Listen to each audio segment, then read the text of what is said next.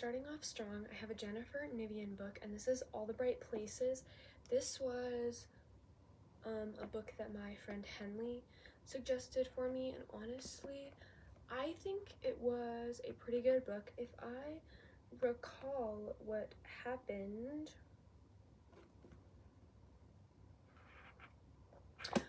I think this book was very touching. If I had read this, I think after May, like if I had read this over the summer, I think I would have appreciated it a little bit more than I did. But I think that the literature in this book is really good, and I do recommend it. I think this book was like a 4 stars.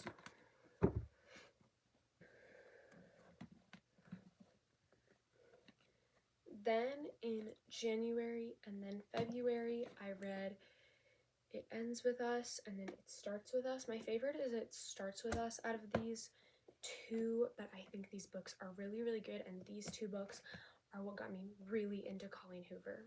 Then in April, this was about the end of April. I didn't read anything in March, but at the very end of April, I read this book called Orbiting Jupiter.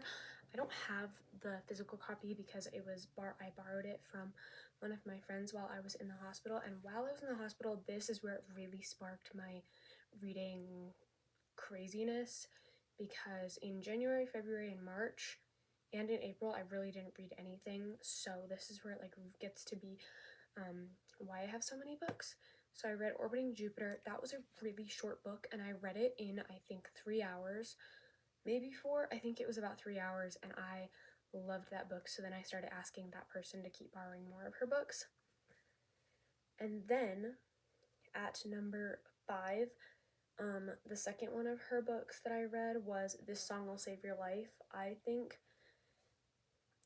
that book, I really appreciated it when I read it, because I was in the hospital, and it like really connected me to what I felt. And honestly, I think that like that book is, I think, really underrated. Like, it seems like I don't think anybody has ever heard of it. I had never heard of it before then, and it is such a good book. I would give that book like a straight 5 stars because it is so good. Then after I got out of the hospital, which was May, this was the book that I read. It's called Romanov. This, I think, didn't grab my attention as much as I wanted it. I think I would rate it about a 3.5 stars, but I think it is a good fantasy romance. Then, still in May, I read another Colleen Hoover book. This is called Confess.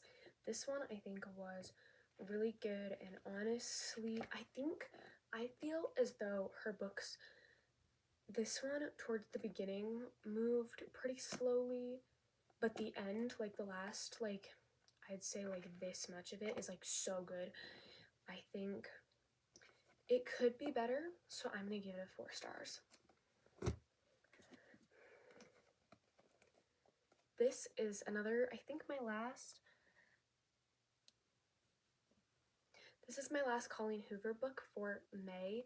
This is my favorite Colleen Hoover book ever, and it is co-written by Tarryn Fisher. I love this, love this book. I think it is absolutely amazing.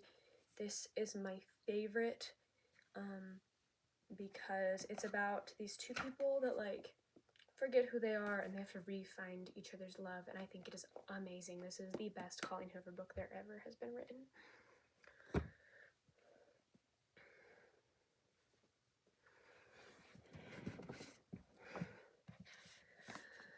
Then in May, these are the last 2 books of May, I read Daughter of a Pirate King and Daughter of the Siren Queen. I think they're really good. I think I prefer the first one over the second one. I'm not sure, but I think it's a really entertaining book series, and I like that there are only 2 in the series because it makes it a little easier for my dyslexic brain to read these, and honestly, I think it was pretty good, so I'm gonna rate this like a 4 stars. Now, starting in June, another book that I don't have with me right now because it's on my very, very top shelf and I can't access that right now, is The Midnight Library. The books that are on my top shelf are books that I don't really vibe with, but like at the same time, I like them enough to keep them. So I think it was a good, actually, that was one of the better books that I read. So I don't know why it's up there, but I think the plot is really good. And I heard about that book from Rosanna Pansino when I was like 10, and I finally bought it. And honestly, I think I was just expecting too much out of it, but I think it was a really good book, so I think it's like a 3.5. This next book is by Laura Nolan. This book was really, really good, and I cannot wait till her next book is released. This was If He Had Been With Me. This one is like one of my favorites. Not just the cover is cute, but like the inside is like so like, I don't know. I just love everything about it. Like genuinely love everything about this book. This is one of my 5-star books. So go buy this one. Then the next book that I read in June is You Are a Badass. It's a self-help book, so I mean, not like much to explain there. Honestly, I don't think it was as helpful as I wanted it to be, but I don't think I was truly in the right headspace to be reading it, so I might go back and read that book again. Last book for June is another Colleen Hoover book. This is Regretting You, and I think this one was so good, so juicy. I think this one is so, like, this is my second favorite of her books, next to Never Never. This is a 5-star book. If you are going to get this book, get this book. Like, if you are thinking about getting any Colleen Hoover books, get Never Never and then Regretting You, because these ones are so good. Like, her books just blow me away like every time, but this one is so good. It's so juicy, and I think this book was interesting through the whole thing. Like, this one didn't take time to like get up to there. Like, it was good from the get-go. So this one is also another 5-star for me. The first book of July is The Shadows Between Us. This is another book by Tristia Levenseller. I think this author's really good. It's the same author as Daughter of the Pirate King, Daughter of the Siren Queen. So this book was really good. I think it was a good standalone, and it's really, really short. Like, honestly, for being a standalone book, this was really good. I think this book got me more into like fantasy romances. Like, this book was really good for being a fantasy romance for me, because that's normally not my style, but this is really good. So I think this is like a 4. The second book of July is Holding Up the Universe. I did get some blue Gatorade on this book because someone drank out of my blue Gatorade and put it back in my backpack, and then it spilled. I didn't tell the person because I felt really bad, and I know they were gonna feel bad, so I just didn't say anything, but I know who it is. Or it could have been my doing. It could have totally been my doing, but this is Holding Up the Universe. This one was good, but like not my favorite. I think this is a 3 stars. This is a 3 stars just because it's like not my favorite, if that makes any sense. Then the last book of July was A Good Girl's Guide to Murder. This book is worth the hype. This book is so good. And then I kept lending them to my best friend's little sister because she really liked this too. This book is really good. I think that this book got me more into murder mysteries and thrillers. This book is super good. I think I'm not a super big fan of murder mystery and thriller, but this book I think is like an exception. And then starting in August, it's the second and third book to that series. So the book stack is already as tall as my bed frame. That's great. And I'm not done yet. Then in September, I read Ready Player One, which is the first one. I read that for school. I did not like that book. Like, I'm gonna give it a 1 star. I really did not like that book, like, at all, in the least bit. But I think it's because I had to read it for school and I didn't personally pick the book. I just did not like that book. Then I read another Coho book. This is Heart Bones. This one was really good too. Honestly, they kept getting good. Never Never was always my favorite, and then Regretting You, and then this one, which is kind of funny because I like read them in that order. But this book was honestly pretty good. I've read better, but this book is really good.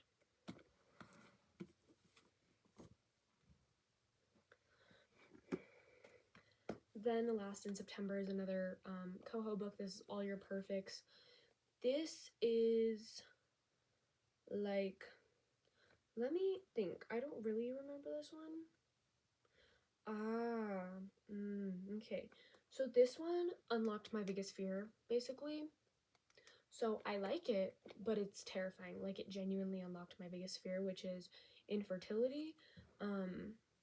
I think that it just, I think this was really good.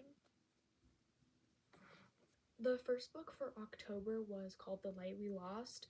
I did not like that book, surprisingly, and I showed it in one of my videos. I can't remember which one, but I definitely showed it in a video, and I was like, oh my god, I'm so excited for this book. I did not like that book. It was just not it for me. And then right after it, which a book with the same aesthetic, but definitely 100 times better, is In 5 Years. This book deserves the hype. Like, this book I think is so cool. I don't know. It's giving, and it's super short, which made me love it even more. Then the last book of October was Layla. This was a Colleen Hoover book that I was not a big fan of. Like, genuinely not a big fan of at all. I mean, it was a good book. Like, it was a good book to the point that I'm gonna keep it, and I may possibly read it again to try it out again. But it's not my favorite, if that makes any sense. So, it was good, just wasn't great. Then, starting in November, it started. I read Icebreaker. Guys, I did it. I read Icebreaker. It was so good. Guys, this book is worth the hype. Like, I see why everybody loves these books. I bought Wildfire and I read it this month. And then I bought Daydreamer. I pre-ordered Daydreamer, and that is coming 2024, June 4th. So, you best know I'm gonna have the whole collection. Like, if she comes out with any more, I will be the first to buy it, obviously. As on November 9th, I started the November 9th book. This book was pretty good. I think this book was pretty good. I got this at Second and Charles, so it is used, and so it kind of looks kind of trashy, but that's okay. Honestly, it was pretty good, and for the price that if I got this at normal Colleen Hoover price, I would be a little upset because it wasn't that great. But I think that it has a nice ending. Like most of it's good, and then some of it pisses me off, but it's a good book. The third book that I read in November was A Thousand Boy Kisses. That book did not live up to my expectations. I saw that book on Pinterest and I was like, oh my god, that looks so good. Like, I love it already. If I tell you what it's about, you're literally not missing anything out reading it. Like, it's literally exactly, like, you could describe that book in 2 sentences. I'm not even kidding, and then you won't have to read it. So, if you don't know what it's about and you're just like, ooh, cool, like, new read that I've never read, like, I have no idea what it's about, go ahead, read it. But if you already know what it's about, don't read it, because it's not worth it. It does have a pretty cover, though, and I'm probably never going to read it again, but my friends will read it, so I'm going to keep it so they can borrow it. The last book, however, in November was my absolute favorite. Like, this was one of my favorite books of the year. This book seems like I was not expecting anything good out of this book. Like, it's about bees. Like, I don't like bees. This book is so good. It has a little bit of gay romance, just like a really, really small bit. Like, it's not a lot. The protagonist is a, like, young like teenage boy that is gay, and he basically is like really close with his sister, and this one is like a murder mystery, kind of. It's a thriller. I'm gonna say it's a thriller. This was so good. This beats almost all the books that I read this year. I would literally read this book again if I could. Like, so good. I love it. And starting in December, I read 5 books, but I don't know where most of them are on my top shelf, I think. Because all my poetry books are also up there, and I got some poetry. So the first book that I read in December was I Miss You, I Hate This. I think this book was really good. I thought it was going to be better. It didn't live up to what I hoped it would be, but I think it was still a really good book. Like, it's not what I thought it would be. I was expecting something, and I got something else. It wasn't a bad something else, but it was still good. So I did actually still really enjoy this book. Then in December, I read The Xmas Holidays. I was given this by one of my friends. This book was so good. Juicy as hell. I loved it. It's on my top shelf just because, not because I didn't like it, just because it is a holiday book, and I don't want them with like all my aesthetic books when it's literally a Christmas book. Christmas romances though, I'm gonna read some more next year. Then I read Wilder Girls. This one was kind of similar to The Honeys, but like not as good, if that makes any sense. Like it just was not my favorite because I feel like they could have accomplished more with it. Like, there was not enough in it. It was like the same. It was very repetitive, if that makes any sense. Then I also read Milk and Honey. It's a poetry book. You've probably heard of it. I don't have anything bad to say about it necessarily, but I do say trigger warning because I was not ready for it at all. And then the last book of 2023 that I read was Wildfire. This book ended my year on an amazing note. This book, I want to say it's as good as the first one, maybe better. I cannot wait for Daydreamer because the very end of this, in the epilogue, it has a sneak peek into Henry's story, which is Daydreamers. So it has a sneak peek into the end of Henry's story. So it would probably be the epilogue of Henry's story is also part of the epilogue of Wildfire, which I think is amazing. I'm so happy they tied them together. Like, chef's kiss. I think these are amazing. I think this book was, I don't know, I just love it. It was so good, and I cannot wait to read Daydreamer. Those were all of the books that I read in the year 2023. Next year, I'm hoping to read 45 books at least. I already have about 9 or 10 just on my TBR, like, books that I have with me already. Maybe 11, I think, but I'm super excited to read those. I've already started reading my next book to finish in January, and I can't wait till I have that next year's video. I hope you guys really enjoyed this video, and I will see you guys next time.